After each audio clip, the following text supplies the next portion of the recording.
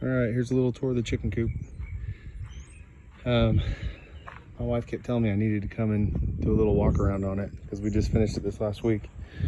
So I'll give a little walk around on it. All this for the chicken run was 8 foot long, treated 2x4, ground contact treated 2x4, and then we used the 4-foot sheets, 150 foot rolls of the hardware cloth. We got barrel latches, 2 barrel latches, one on bottom, one up top. I got the lock, the security lock, and then I got the hitch, the gate latch right there. Come over here. This kind of gives you a little bit, got a little bit of trash laying around. I'm gonna use galvanized roofing. Here's the nesting box and how to get into it. Have to unlock all the locks on there. And it's a 4x8 coop with a 1.5 foot nesting box, and the pitches match the same on the nesting box and the roof line. And then I've got 2 ventilation windows, one ventilation window above the big door right there, and then 2 ventilation windows right there. I'm kind of on a slope, so I had to level it out a little bit with some of these pavers. So I leveled it out, and then I attached the chicken run directly to the roof. And then I'll try to get this up so you can see a little bit better. On the roof, I actually had to step it because of the way that the metal comes in contact with the chicken run roof.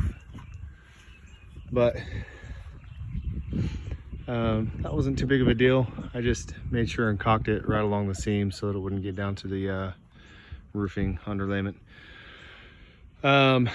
I'll get a picture of the inside here in a little bit, but when I did this, I made sure and took the hardware cloth from the base plate right here down to the bottom of the 2x4 where it's buried is 18 inches. So it's an 18-inch drop right there. Anyway, got everything else going there. There's a, so you can get a good picture of the roof coming that direction. See how it all kind of came together.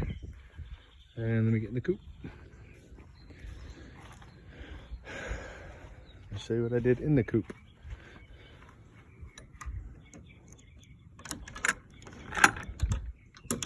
All right, I got 2 barrel latches right here. 1 and 2. And when you open up, I've got the warming light with just a small little feeder and water bowl there. Now what I did with these 5-gallon buckets is I actually cut out the tops of them. This is gonna be where they're gonna nest later on. So how it'll work is, that will be inside a little nesting corner there. Oh, and they're all running outside. That'll be inside the nesting corner. I'm gonna have 2 bricks, 1 on each side to stabilize it, and then I'll pack it all with straw. And these will be the nesting boxes. It's actually gonna be really easy because all you have to do is just pull the bucket out, spray it down, wash it out. And again, these are just 5-gallon Home Depot buckets. And I just did that there. Flipping them upside down and keeping that opening to the back right now, just so that the chicks, once they get big enough and the hens start laying eggs, then I can just flip them over and we'll go from there. I still have to put in the dividers right there along the studs so that I can divide each one of the nesting boxes. I've got 2 roosting poles, if you can see, one in the back there, one on the top here.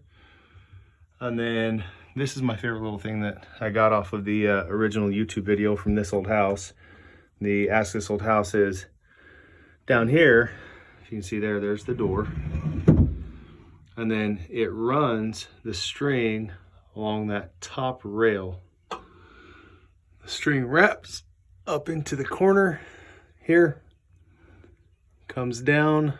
I've got more just little eye hooks that I screwed into the 4x4s and the 2x4s. And then this one just holds it in place. You pull it down, hook it onto this screw here, that holds the door, and that's the door action there. So I can open the door just from the big door opening right here. It actually works perfect because the chicks just want to go out anyway. Anyway, a couple more improvements I'm going to do to it, but we've had a couple of good rainstorms ever since this thing was built. And the way that I designed with the ventilation windows and the, get that shut really quick. Okay.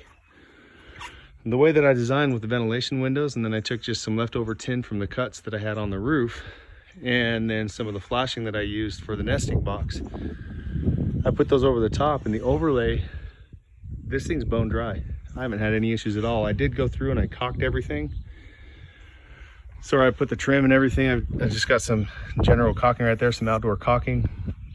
And that has been pretty good. I don't know if I'm gonna paint it or not. To be honest with you, it doesn't look like it really needs to be painted. It looks like it's doing pretty good just with the standard color that it came from Home Depot, and then with the white trim. I'm actually not too disappointed with it. But again, come back, you can see a general overview of what it looks like. Fairly simple, not too complicated. You could probably do this in about 2 days if you just dedicated 2 straight days to finishing it. So again, it's not too bad.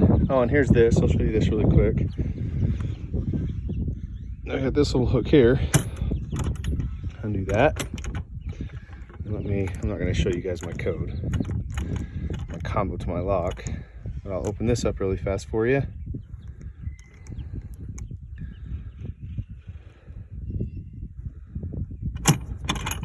All right, so I've got this here just so I can keep it secured. That way I don't get any egg thieves anywhere. You got this, you lift this up. Again, that's the crinking you hear is just the tin. But once this is open, I've got this board right here that's hooked up on a hinge that's just laid perpendicular on the inside of the coop. So all I do is I lift up this board.